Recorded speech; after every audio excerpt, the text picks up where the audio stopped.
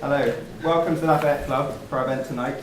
This is our third event of the year, and we hope you've enjoyed what we've had so far. The aim of the Lafayette Club is to get inspirational leaders from around the world to come here to St Andrews to engage with the students about subjects and matters that are incredibly important to what's going on to our society and to our world at large. The point is not to aim our events at a particular discipline, people who study a particular subject, but they're meant for all the students, because these are the issues which will affect our generation moving forward, and we aim to bring the leaders who have the tools and the ideas who could help us address those issues moving forward. Last week we had an event, 2 weeks ago we had an event with Tuwakul Karman, the Nobel Peace Prize winner from Yemen, and she spoke to us about the crisis in Yemen and the issues going on there. And tonight we also have another great event about the topic of human rights. Our guest tonight is Dr. Anya Neistat. She's a leading human rights expert and a specialist in conflict areas. Following on from her award-winning Netflix documentary that covered her work in Syria, Anya is now Amnesty International's Senior Director for Research. A Russian national, Anya has been involved in international human rights work for more than 18 years. She's conducted more than 16 investigations in conflict areas, including Afghanistan, Chechnya, China, Haiti, Kenya, Nepal, Pakistan, Sri Lanka, Syria, Yemen, and Zimbabwe. She has authored numerous reports, articles, and opinion pieces on these issues, and is a regular media commentator on violations of human rights law and humanitarian law in crisis situations. Previous to this, Anya worked for Russia's leading radio station, the Open Society Institute, and as a constitutional law researcher at the Radcliffe Institute for Advanced Studies. She is a lawyer and holds a degree from Harvard Law School. Tonight, Anya will be speaking to us about conducting human rights investigations on the front line. Please join me in giving a warm welcome to our guest tonight, Dr. Anya Neistat. Thank you.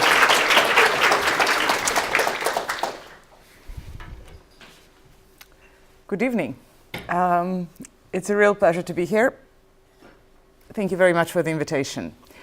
And I thought a lot about what would be most useful, most interesting for you to hear about.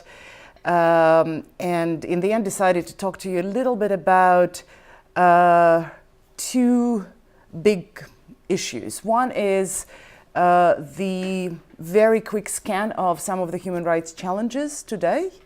And the second one is how we change human rights work to address those challenges. I think I will focus more on the second one, partially because that's what I do, it's very close to my heart, partially because I think it's exciting and important, and there are lots of things happening in this field.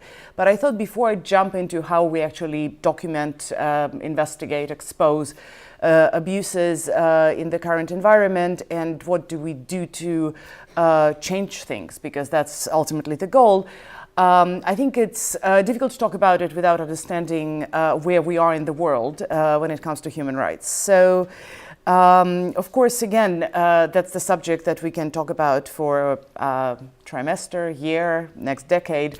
So I selected just a few issues which I thought were important for me that we all understand for the purposes of this conversation. So, we often talk about the post-human rights world.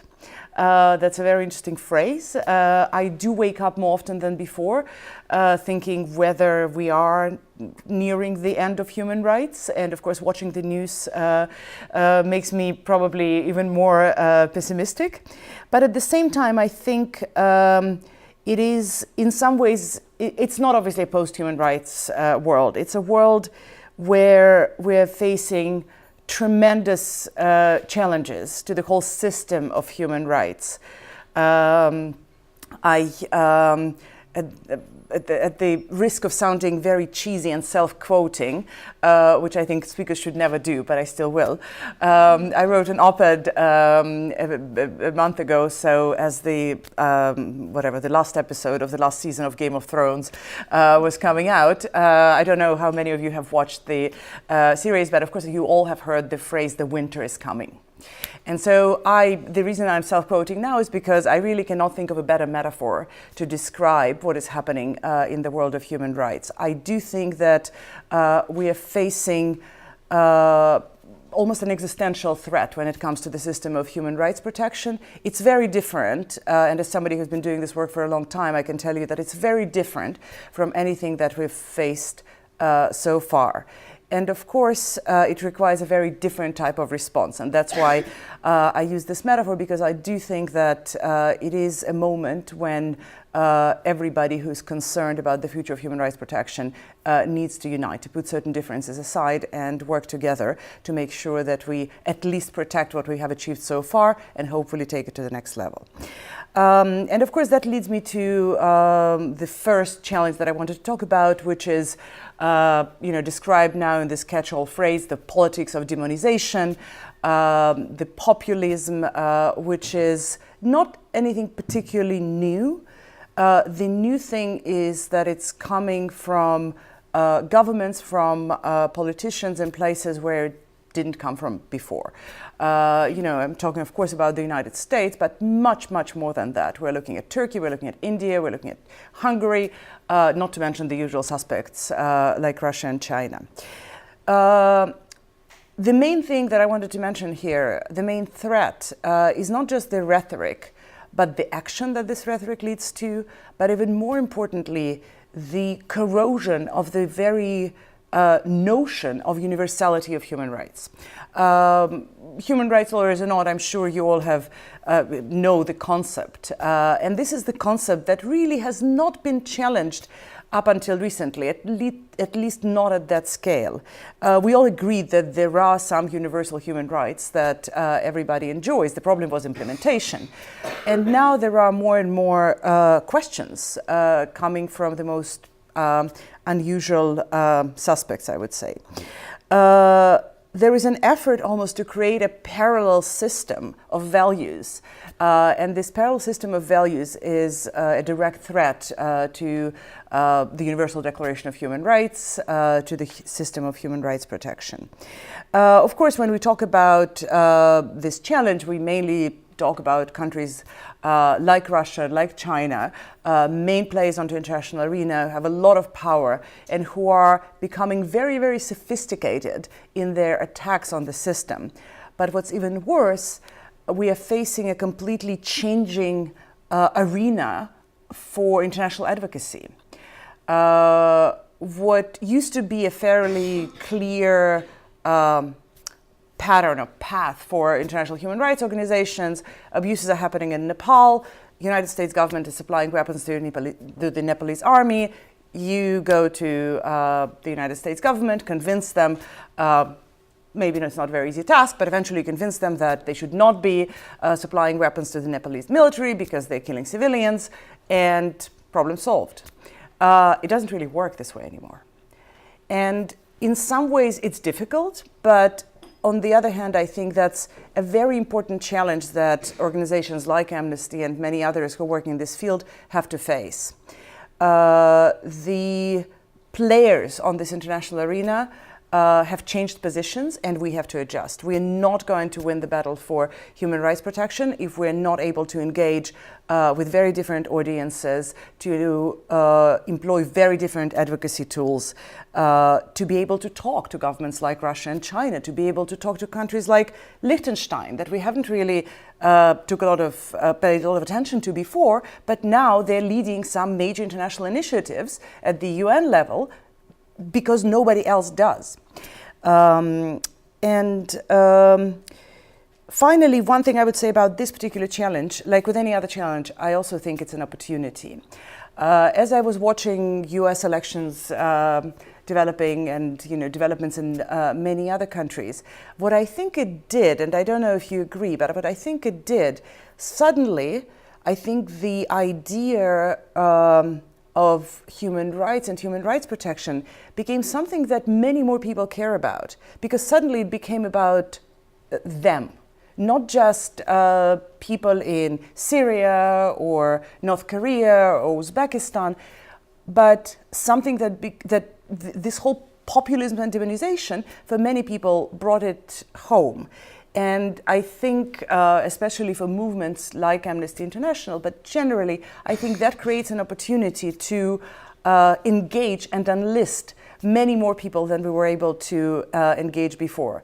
Not for any good reasons, unfortunately. It would be much better if all of us didn't have to care very much about what's happening to us and could just resort to defending the rights of others somewhere elsewhere, but it is what it is, and I think it is an opportunity that we should be very aware of. Another area that I wanted to mention is what I would call the diversification of human rights actors. Without trying to sound too legalistic, again, it's something we were used to operate in a very clear paradigm when there were state actors, states that we know how to deal with. They signed international instruments, they took on certain international obligations. We can always go back to them and said, you signed a Convention Against Torture, you should not torture people. Not that it always worked, but again, the question was more implementation. The norms were there, the signatures were there. And then, of course, now we're playing on a very different field.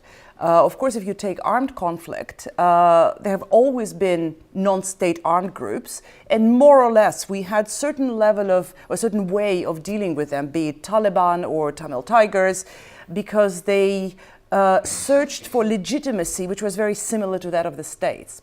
Now we're dealing with very different types of groups, such as ISIS. And there, the world, and us included, are a bit of at loss, because none of the human rights methods that we use to document, expose, advocate work with that type of group. And what you do with these, they will continue to emerge.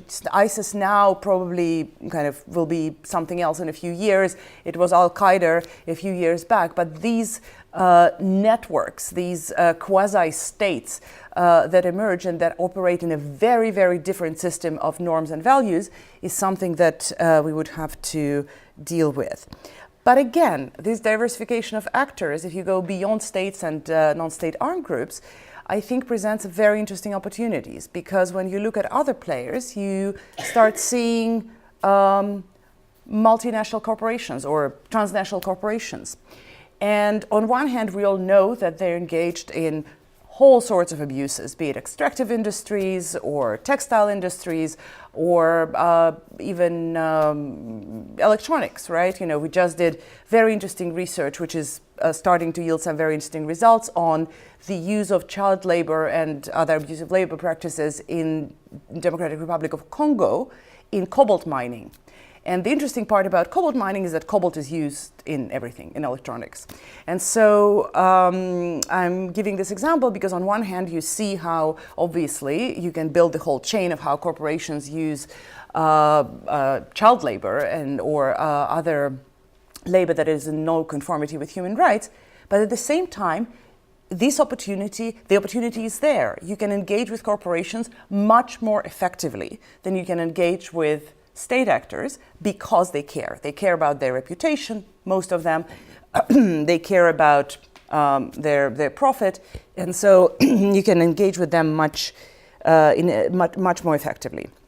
There are other religious groups, trade unions. So there is a diversification of actors, which in some ways makes our life harder, but at the same time presents new opportunities. I would probably also mention a very important trend, which is this whole notion of security versus human rights. It's a huge subject, but I have to mention it here because that's where a lot of the rhetoric goes right now. Basically, it's the false dichotomy of security, safety versus human rights protection. So basically, you have to give up the messages that if you want protection, if you want security, you have to give up certain rights. And this dichotomy is completely false. And you know, we talk and write a lot about the fact that basically there is no such thing as security without human rights protection.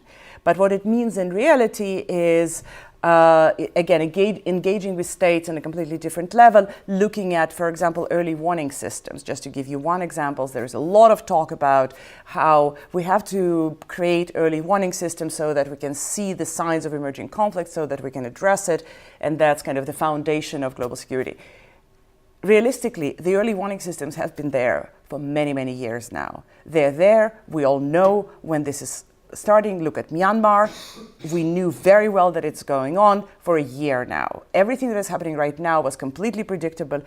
It is not about the early warning systems. It is about the will and the power to do something when the warning signs are there. And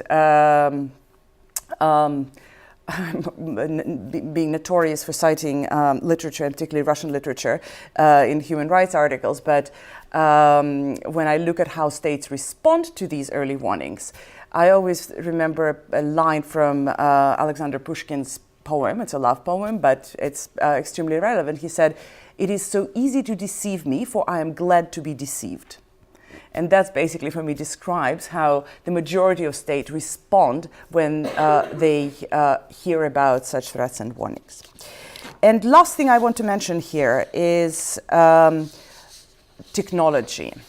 If there is one thing that scares me more than bombs or repressive state apparatus, is really the advancement in technology and the kind of challenges it presents for human rights and human rights protection.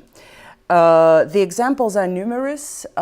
We can talk about big data, for example, and how it is being used in things like predictive policing, for example, which leads, obviously to, or has a potential to lead to various types of discrimination.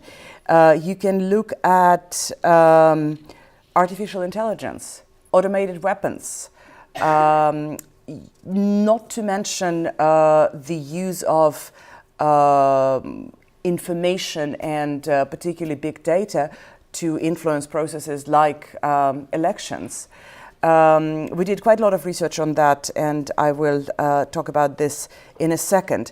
But overall, the challenge there is that we as civil society, as NGOs, even as governments, are sometimes, as was the case with internet, behind. We really need to catch up to this challenge. We need to be able to, first of all, detect the threats that come from the advancement of technology, but also, again, try to use the opportunities that come with it. So what are we doing about all of this? And again, it wasn't by any stretch a conclusive list of issues, but just a few to describe the arena in which we operate. So what do we do about this? There are many ways in which, for example, Amnesty International and other human rights organizations are trying to address these challenges. I would talk today about just one, and this is our crisis response program. So what is the crisis response program? Just to be very clear, for many years, human rights work involved going on a mission in country X, or even not entering country X because it was impossible to enter and you had to get government permission to enter this country, conducting your investigation, coming back, and 6 months later publishing a 150-page report about your findings, and another 6 months later possibly engaging with some, maybe sending a press release to the New York Times, and then engaging in advocacy initiatives with hopefully a few interested governments. And as you can imagine, in the current climate, in the modern era, this just doesn't work. There are still projects that are being done like that, but for the majority of situations, but particularly for conflict and crisis, we had to develop a very different methodology. It was not born yesterday. I started doing this work maybe 15 years ago, but only now I think we're reaching a point where we can say that it is kind of an established new way of conducting human rights work. So Amnesty, a couple of years ago, building on previous experience, created what we call a crisis response program. And these are crisis researchers who are being deployed to war zones, to closed areas where they can conduct investigations on the ground in real time. Myanmar happens. Our crisis director was on the plane pretty much as the first refugees started coming to Bangladesh. She could not get into Myanmar itself, but she could get to Bangladesh and start documenting what was going on there. We, for a long time, did not have any access to Syria, at least no any official access, but we do have a researcher who has the skills, and after a lot of security planning, I'm sure it will come up in questions, but there is a lot of security planning that goes into this. She was able to cross the border. I did that at some point as well when I was working for Human Rights Watch, into Syria. We did not wait for the government's invitation. We decided that our ability to conduct research and expose the truth is more important than on the transparency around how we operate. So we were able to get into Syria, conduct investigation on the ground, and report it in real time. And I don't know how closely you follow news from Amnesty or Human Rights Watch, but you often would see now our researchers on the ground giving interviews to the media outlets, tweeting, engaging with other social media to say this is happening right now and this needs to stop. So the whole idea behind this work is ambitiously trying to stop human rights violations as they happen. Does it always work? No. But we do have quite a few situations where being on the ground and engaging immediately with the media, with sometimes policymakers, helped to change things. Just from my own experience, I remember quite a few years ago now working on Chechnya, and at some point, all of the internally displaced people from Chechnya who fled to the neighboring republic, to Ingushetia, were about to be sent back. Basically, the Russian government decided that the war is over and everybody needs to go back. So there was no time for a detailed investigation. We had a lot of information about the conditions, the situation in Chechnya. The only thing we needed to do at that point is make sure that this doesn't happen. So standing there in the midst of these camps, I was making phone calls to every embassy in Moscow, to the UN coordinator who was kind of in charge of some of the internally displaced people there, getting to the head of Presidential Human Rights Commission to make sure that action happened. And it did. Don't know if it would have happened if we were doing it now, but back then it helped. The process stopped. The trains stopped, the movement of people stopped. They stopped the bulldozers that were about to tear down the tent camp. So probably I can give more examples as we get to questions and answers to address maybe some of the areas or issues that you're more interested in, but this is basically how it works. It's really not about just collecting all this information, processing it, and then putting it out. It's about action in real time. It obviously creates significant challenges with verification, we do not have the same opportunity to go through every word in our reports if you were just doing a media interview as you're witnessing the events. But partially it means that we have to deploy for this work people who are most experienced, who are particularly trained to do this type of thing. But another part of our crisis response team and of a crisis emergency work more generally is, of course, the use of technology. Because there are many situations where we cannot deploy people to the area where things are happening, or where we have to combine our traditional methodology, speaking to witnesses, taking photographs, taking videos, with other methods of investigation. And there comes, we have a very interesting team that is called TRAT, Tactical Research and Analysis Team. Amnesty really loves abbreviations, sorry about that. But basically what these guys do, they do all sorts of remote sensing, social media listening, satellite imagery, which now kind of became mainstream literally over the last couple of years. They do what they call open source intelligence initiatives, which I don't really like using this phrase very much because we're already being accused of essentially working as a hand of intelligence agencies, but obviously open source intelligence is a very different thing. But for example, satellite imagery became completely crucial for our work. Just to give you a very recent example from Myanmar, as our teams were collecting testimony from refugees who fled, after a week or two, we started hearing statements from the military, from the government, that they stopped burning the villages. There is no more villages being burned, everything is fine, everybody can go back.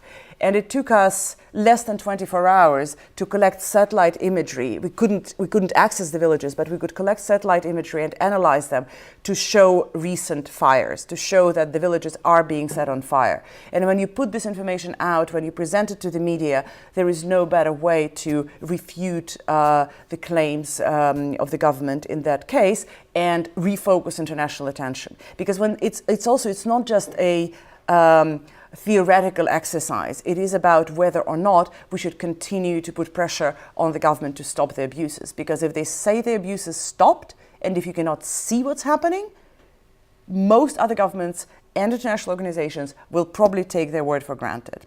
But the whole idea about this remote sensing, about satellite imagery work, about working with a variety of citizen journalists around the world is to make it very clear that there is nowhere to hide. Again, it is very new. It was not the case 10, 15 years ago. If we didn't have access to the country or to an area, it was very difficult for us to refute government's allegations that everything is fine there. But now we use a variety of methods, both physical, trying to get to places where we're not supposed to be, according to the governments, but also, even if we cannot get there, to have cameras and drones. I kid you not, we do use drones, satellite images, videos and interviews collected by people who are on the place, which creates lots of problems with verifying them and making sure they are authentic, but nonetheless. And I think if you think about the positives when it comes to conflict and crisis work, it is that you can see it on the ground, or I can definitely see it on the ground, that perpetrators on both sides, government and non-state groups, do have this sense that they at least have to be careful to a certain extent.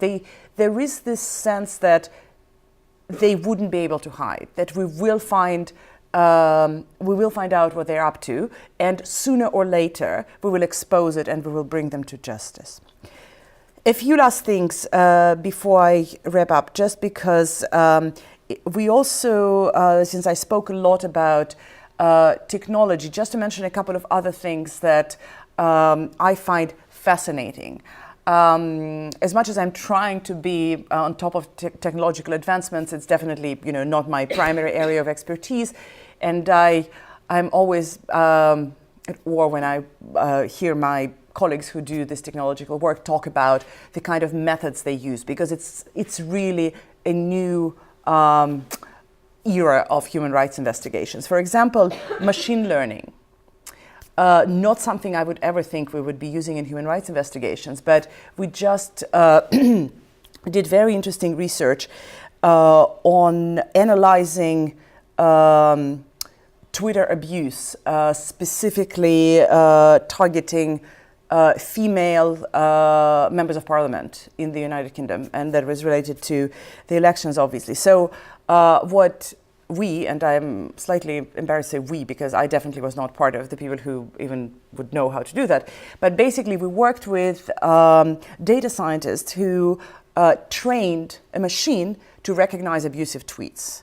And it's a long story how we did this, but basically, those of you who are more familiar with technology would understand, basically you train a computer, essentially, to distinguish between tweets that are abusive, non-abusive, questionable, and so on. And so you load and load and load information until the machine trains itself to recognize the tweets that are abusive. And then you run, so you use, 600 tweets to train, and then you run 10,000 tweets through the machine to get the result. Was it perfect outcome? No, and we're very aware of that, but we were able to establish some very clear patterns of abuses against Twitter abuse against specific MPs, but particularly we were able to show, for example, that Black and Asian members of parliament received 35% more abusive tweets than the white ones, right? So it's these kind of data you can extract, and then obviously the machine continues to train itself with our help. Another thing that we did, for example, is, and continue to do, is computer security research techniques. So we basically, that was specifically to investigate, to find and investigate digital attacks against human rights defenders and activists in terms of penetration of their systems, electronic surveillance, and similar threats. And in Mexico, we also did very interesting research, basically using social media analytics to map troll networks. which is very, very interesting and becoming, again, a very interesting trend. But now we were able to, again, it's not perfect, it still needs to be perfected, but we're now able to analyze troll activities. And particularly in this case, it was about targeting activists and journalists and expose them. I guess one last example, and I'm going to wrap it up. One last example I wanted to mention, because again, it's something that goes not just to how we investigate human rights violations, but also how we present them, how we visualize them. And that was the work we did in Syria on Sidnaya prison. It's a notorious prison where scores of people are being held in incommunicado detention, tortured and executed. And of course, recently we were not able to get any access to this prison. So what we did, we interviewed dozens of people, former detainees who were in this prison, to recreate what this prison looks like. It was a project that we did with a very interesting group called Forensic Architects. And they basically helped us, based on testimonies, based on satellite imagery, based on photographs, to recreate this the 3D model of this prison. So if you're interested, just Google it. We don't have a presentation here, but you can basically walk into this prison and see what it looks like. You can see what the cells look like. You can see how many detainees are being held there. You can see. You can go into different wings with different parts of this prison, and of course, this is important not just because it allows us to understand when witnesses talk to us about being held in certain parts of this prison for future investigations, but I think it's also important because in order to, as I said before, to engage people with our work, to make sure that it becomes not something that just organizations like Amnesty or Human Rights Watch are pushing, but something that can be owned by more and more people around the world, we need to find different ways to share the information that we collect.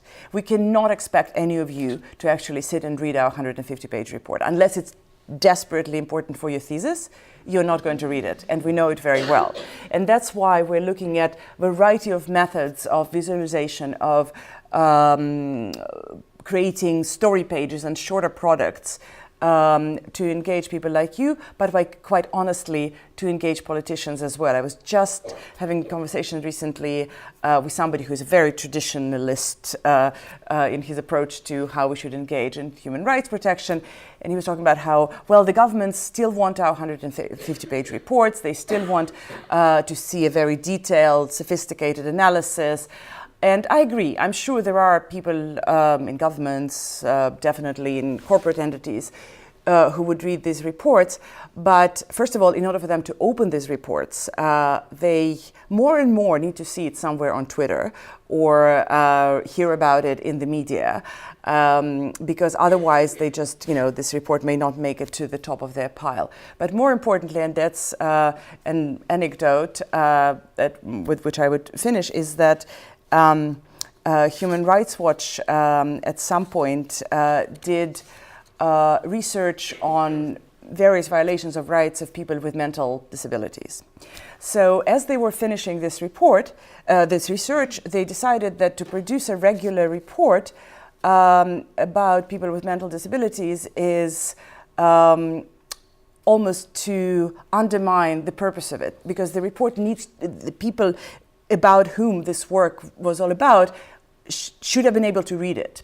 So obviously they talked to psychologists or doctors and printed a report in a different format.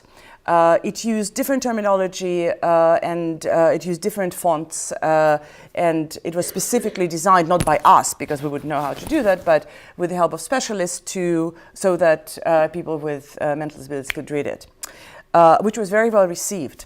The interesting part about this was that then we got many compliments from government officials around the world, whom we also sent this report, saying that they really appreciated the format and that they really would like to see more of our reports published in that way, which gave us some very serious food for thought. So I'm going to stop here, and we'll be very happy to answer your questions.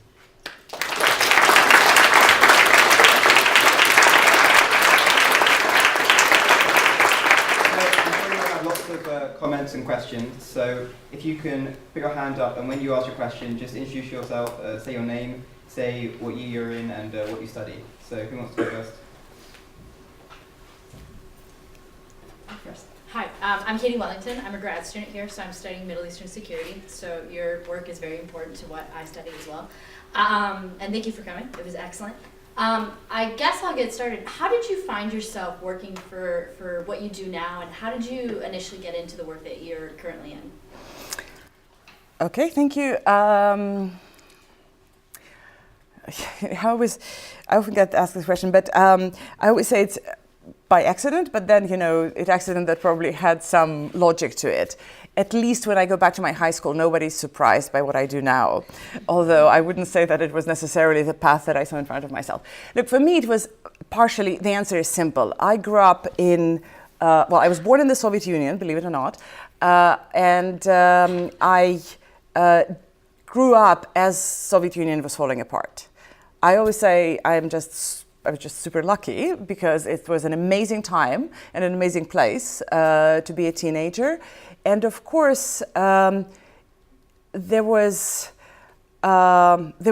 real doubt in my mind that I wanted to be somehow involved with this change. So when you live through this enormous change, and first of all, it gives you a lot to think about, and to think about how you personally want to engage with such historical developments.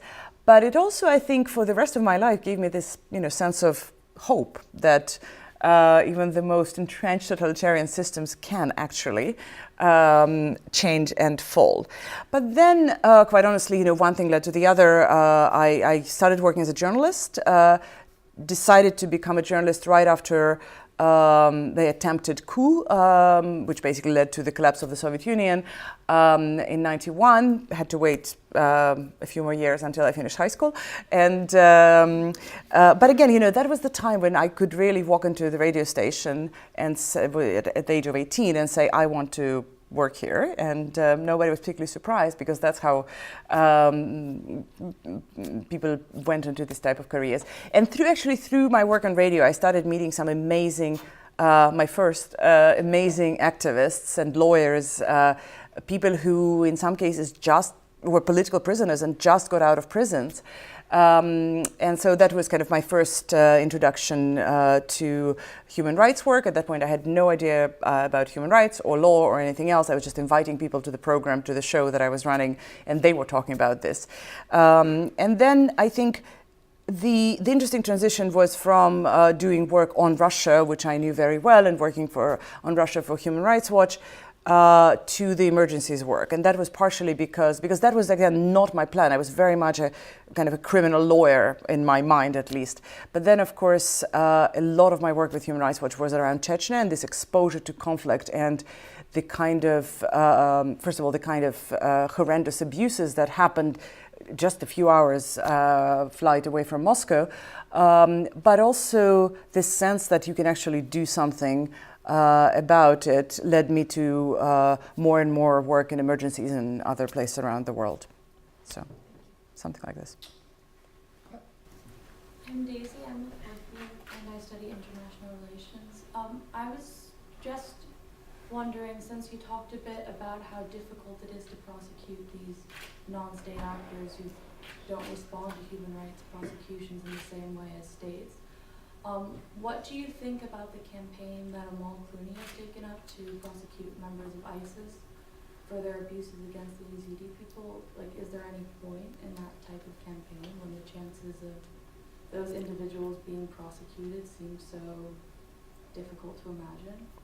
I actually don't think it's very difficult to imagine. I think in some ways it's harder to imagine prosecutions against state officials, and we do know, if we look at a variety of other conflicts, be it former Yugoslavia or Rwanda or Liberia or Sierra Leone, there are examples where members of non-state armed groups are being brought to account. Moreover, for example, for Syria, the first prosecutions that are now happening in Europe are against members of the armed opposition, partially because they came to Europe as refugees, and then it turned out that they were involved in war crimes. So bringing these people to justice is actually easier. So I think actually, especially now, the difficult part will be catching them and establishing jurisdiction. But I actually think there is a very likely prospect of them being brought to justice. In some ways, it's harder to, for example, bring to the International Criminal Court members of the armed forces from the state that has not ratified the Rome Statute, that basically does not recognize the jurisdiction of the International Criminal Court, like the United States of America, for example. And then, in most cases, in order to be able to do that, you either would have to have, the Security Council referral to the International Criminal Court, which in many cases is not going to happen, as we know, like with Syria. Maybe it will happen eventually, but not at this point. Or you have to use other mechanisms, such as universal jurisdiction. And there it's actually an area of work that we're investing more and more in, because we know that ICC is not exactly, International Criminal Court is not functioning exactly the way it should, that many other international or hybrid courts do not exactly function the way it should, but there is another mechanism. And this mechanism is very much in the hands of governments like France and Belgium and the United Kingdom, because pretty much all of them have universal jurisdiction norms, which would allow them to arrest and prosecute perpetrators accused of crimes against humanity the moment they step foot on the UK soil. Do they do that? Not as much as we would like them to. Yep. Hi, my name is Melissa and I'm doing a PhD in Business and Human Rights, so the talk was really interesting to me. I was just wondering, in terms of bringing people to justice and bringing entities to justice, how you kind of see the future for business and human rights in terms of either legally bringing them to court in the US, and there's a big case going on at the minute, or do you see kind of other routes of accountability for corporations? Yes. In fact, I think the business and human rights, we have a whole program devoted to business and human rights, and maybe one day somebody from this program will come to talk here, because this is probably the most promising area right now. Given where the world is going, I actually think you chose the right, the right area for your PhD, because, as I said, I think in terms of bringing individuals who work in corporations to account, in some ways it's easier because they're not state officials. So you could do that. But of course, the most effective way of engaging with corporations is, first of all, prevention, or at least not using the threat of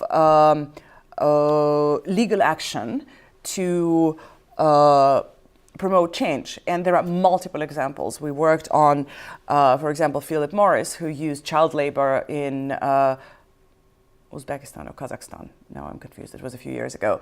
In one of the Central Asian countries, to Kazakhstan, I think it was, on their tobacco plantations.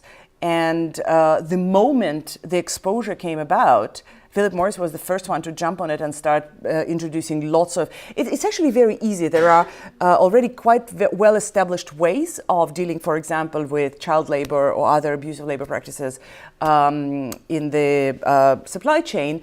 And they started implementing them all before even the report was published. I think in terms of... And if they aren't, there is... the legal action that can be taken. Our options are actually much broader than with state actors. To give you another example, something that I'm, again, very proud of, the work that my colleagues did on the shell pollution of Niger Delta, where, just think about it, organizations like Amnesty International and others who worked on that made Shell pay compensation, $50 million, pounds.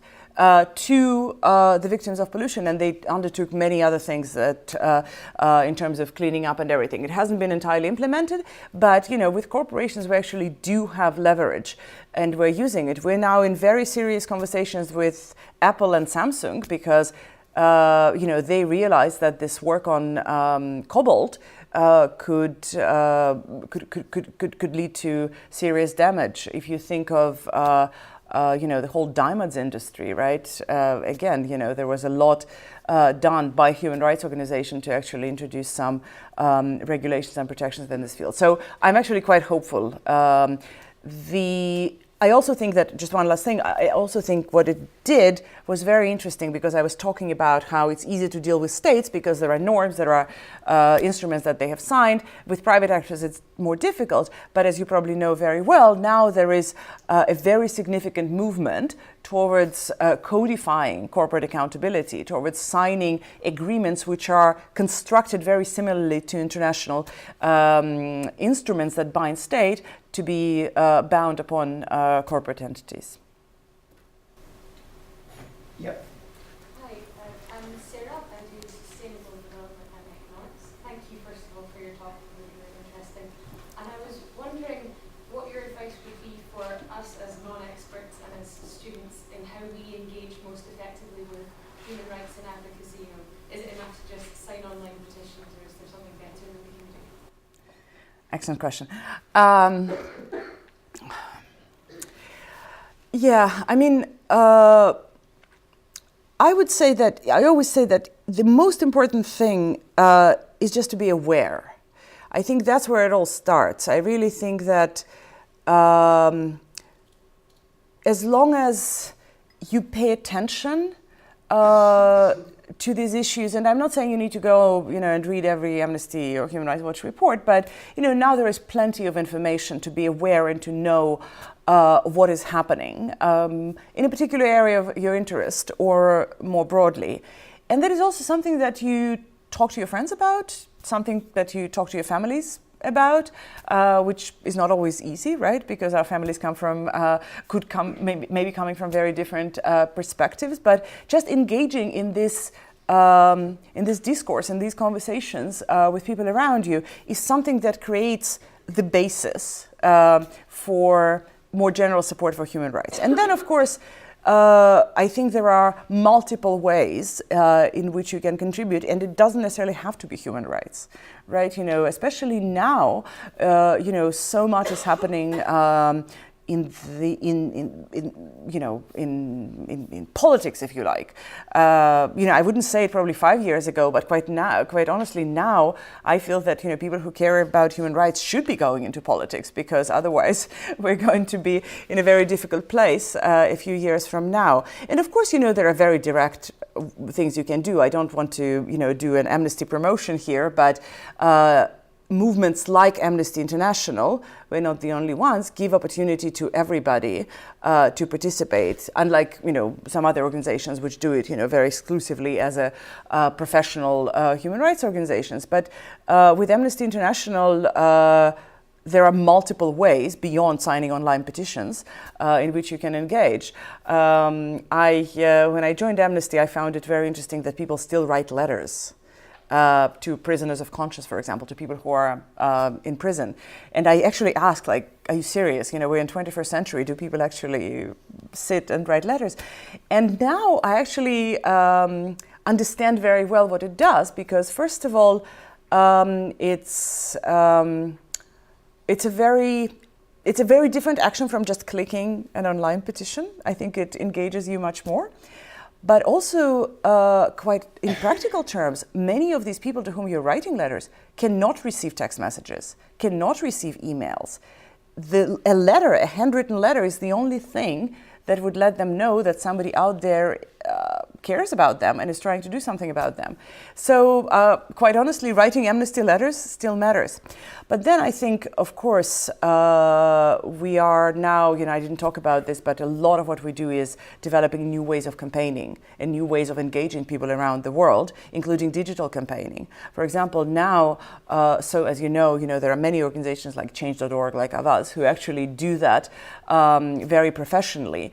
But it's also an area that we still need to develop better before we can offer it to others. And of course we're doing this, but we're also constantly struggling as how to make it relevant, how to make it effective. So, and for that, again, Amnesty is running lots of digital campaigns simultaneously, and each of them, you could join depending on the issue that you care about. So I think I think it's almost doesn't matter what particular method of engagement you choose, but I think in our day and time, I would be very disappointed if people who are between 20 and 30 years old, or 16 and 30 years old, do not actively engage with these type of issues. You don't have to care about everything, you can choose, but it is the world in which we all are going to end up tomorrow, and unless we do something about it, it's going to look very scary. Yep. My name is Marie. I'm a fourth year IR student. We talked a bit tonight about sort of how to hold the human rights violators accountable. We feel like often kind of lose focus of the victims. So I guess my question is, what is being done or what can be done to bring justice to the victims of human rights violations? Thank you. Very good question. I mean, in some ways, I always feel that bringing the perpetrators to account is one of the ways to bring justice to the victims. In many cases, when we're talking about victims who suffered very serious abuses or lost their loved ones, there is very little that we can do for them personally. But one thing they all care about, and that's just speaking from personal experience, is this notion that maybe somewhere down the line, the guys who did it to them will be behind bars. Obviously, almost every project that we do actually focuses much more on victims. It's not so much, I think we don't want to see the bad guys win, but first and foremost, it's about preventing the violations, stopping them, preventing them, making sure that people are protected, making sure that civilians in Syria have access to humanitarian assistance, for example, right? In Syria, we did, lots of different strands of work, but a lot of it was just making sure that people are able to survive in besieged areas, that the bombardments that kill civilians stop. So I think, in fact, generally speaking, this work is focused much more on the victims of human rights violations, and accountability comes next. I think it's an incredibly important part of this work, because unless you bring perpetrators to justice, you don't create this deterrent factor. You don't just punish these guys, right? You create a deterrent factor that in the end prevents abuses from more and more people from happening. But this focus on the victims is very important. I think one thing I would say here is that at least we at Amnesty think more and more, I actually really don't like the word victims. So we always talk about, people who suffer human rights violations, or try at least to not reduce them to the status of victims, because they are individuals with their lives, with their aspirations, first of all, and victims is just something that has been done to them. But we try to engage them more and more in our work, to engage, so say, stakeholders in our work. When we're doing work trying to protect the land rights of indigenous people in South America, for example, we would never embark on this project without the participation of the indigenous groups. We don't work on women's rights without engaging with women around the world. We, in working on cases with discrimination, we did this very interesting project on albinism in Malawi, for example, of something not necessarily crisis related at all, but there as well we worked with people who have albinism and who suffered abuse as a result, to do research, but also to conduct advocacy jointly to make sure that their voices are heard more than ours. Next. Yep. Hi, hi, I'm Fayeski. I'm a first-year undergraduate. I'm studying economics and computer science. And I just wanted to go back to your point. I found it really interesting to hear that Amnesty International is now starting to use drones, especially because for a while there was a lot of controversy over the usage of drones and the idea of the protection of privacy and such. And I was just wondering, with the increased changes in technology, and as Amnesty International is getting used to these changes in technology, what methods are being put in place to ensure that they're not, Amnesty International is not being perceived as perhaps a hypocrite or even to an extreme human rights violator itself because of using such technologies? Yeah. Well, when I say we use drones, it's not like it became our regular research method. There are very, very specific situations. To give you just one example where we considered it, didn't do it in the end for technical reasons, probably would have done it if it were possible. There was in one of the territories in Syria that was controlled by ISIS and then liberated, there were allegations that there is a well where ISIS was throwing bodies. And there was no way to assess it. We couldn't really access it. So one of the ideas we discussed was flying a drone over this well to see if indeed there were bodies inside. So we're very aware of, and we ourselves criticize the use of drones for very good reasons. So it is very hard for me to imagine us using a drone in an area where it could create privacy concerns. Right? So in most cases it would be, for example, just like we use satellite imagery, right? To see the damage done after a village has been burnt and everybody left, right? So there we would find it justifiable. So none of the decisions are taken easily. As you can imagine, when it comes to, other use of technology, including, for example, the question, which is very much on everybody's agenda, right? Open source intelligence, right? All of this data that we all very willingly share with Facebook and various other social media platforms. So if electoral campaigns use it and it's kind of, considered legal almost, right? Because there is nothing they're doing that is beyond the scope of the law. And of course, we are struggling with how to reconstruct the right to privacy to actually prove that it's not legal. Could we? Wouldn't it be a very easy way to enlist Amnesty supporters by just analyzing their social media profiles? And is there something wrong with that?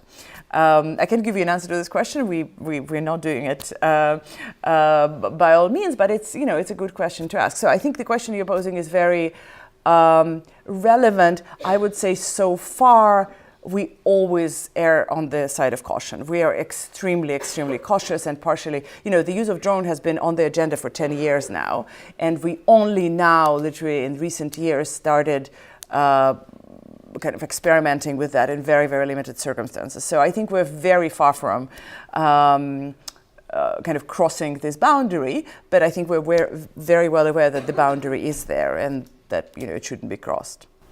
We have time for one more question. Anyone? Yep. Hi, my name is Elizabeth Diaz. I'm also a fourth-year student studying international relations. And I was just sort of also expanding on what you just mentioned. How has someone like Trump in the position of power that he's in, and also that symbolic power that he holds, how has that affected or changed the human rights field and maybe Amnesty International's position in that field, if at all, if it's affected it at all? Sorry, say it again. How has the position of someone such as Trump coming to power affected the human rights field? How it affected the human rights field? Amnesty International's position in that field, if you guys have changed. Yes. I think it was a reality check for all of us, because it was very interesting how I think just like the rest of the world, none of us believed that it would actually happen, and which meant that I don't think we were very well prepared. We should have been.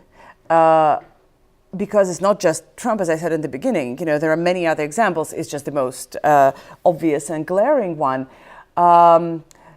It's difficult, and I think the reason there weren't that many discussions about it is because also, at Amnesty, we're very much trying not to cross political lines, right? We're trying not to play politics so that we have enough space to actually do human rights protection. But now I think what it, how it affected, there are just so many ways in which it affected human rights. Of course, first of all, it brought the issue of domestic human rights in the domestic arena in the United States to the forefront.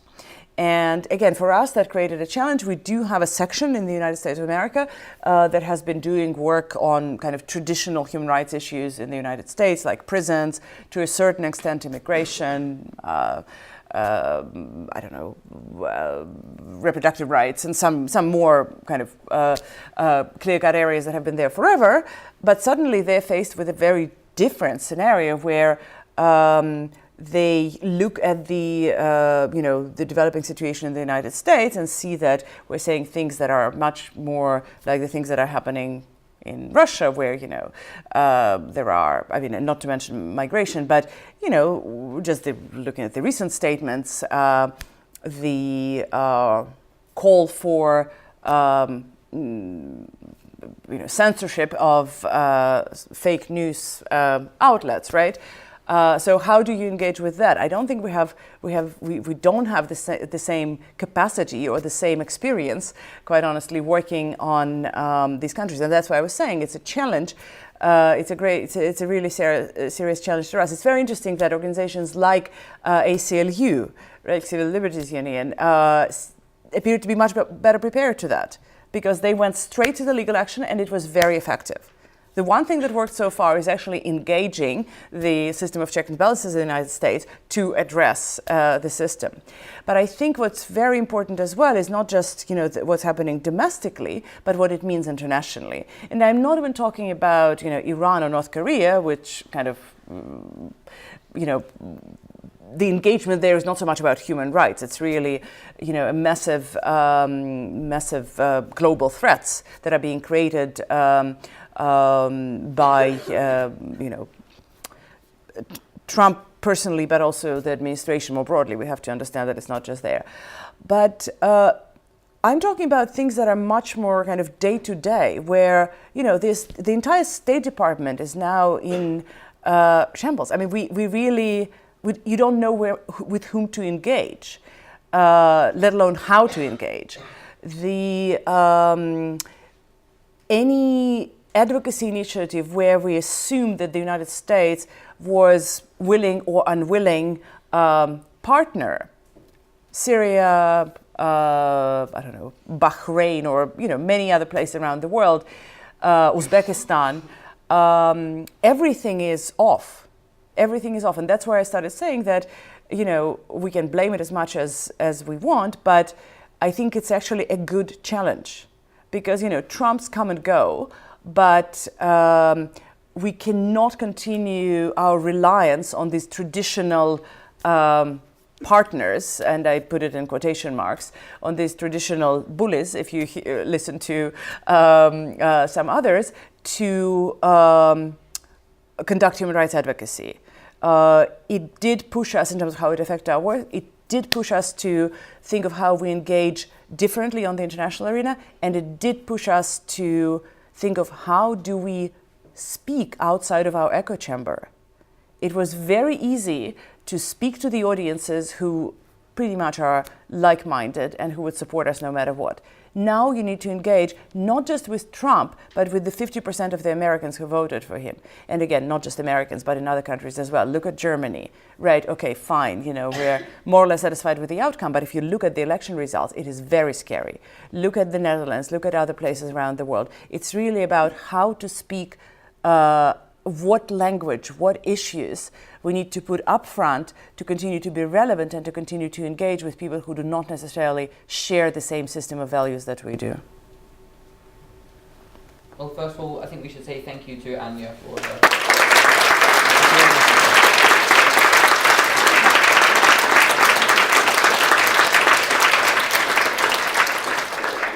We know you're very busy and that you live in Paris, so we really do appreciate your time, that you've flown up here and to come and speak to us this evening. And once again, thank you to all of you, as always, for coming along and supporting us. It's really good to see another full house here tonight. Just a bit of housekeeping. We have another event next week, which is selling out very fast. We have Adrian Waldridge, who's the political editor for The Economist. He'll be joining us for an evening, so if that's something that you're interested in, I would get your tickets sooner rather than later, because they are going very quickly. And that's all that's needed to say, so once again, thank you very much, Anya. Thank you.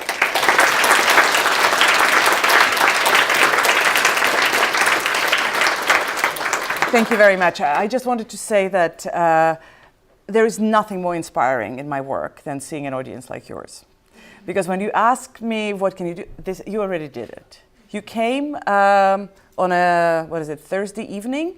You bought your tickets to talk about something that many other people really don't care about. And I think this is for me always a sign that my work, that our work is not entirely in vain. Not because you care necessarily about Amnesty International, but because you care about the issues that you are interested enough in the world around you to come to an event like that. It's thank you very much. I'm really, when I say it's an honor, it is an honor, and it gives me more inspiration to keep going.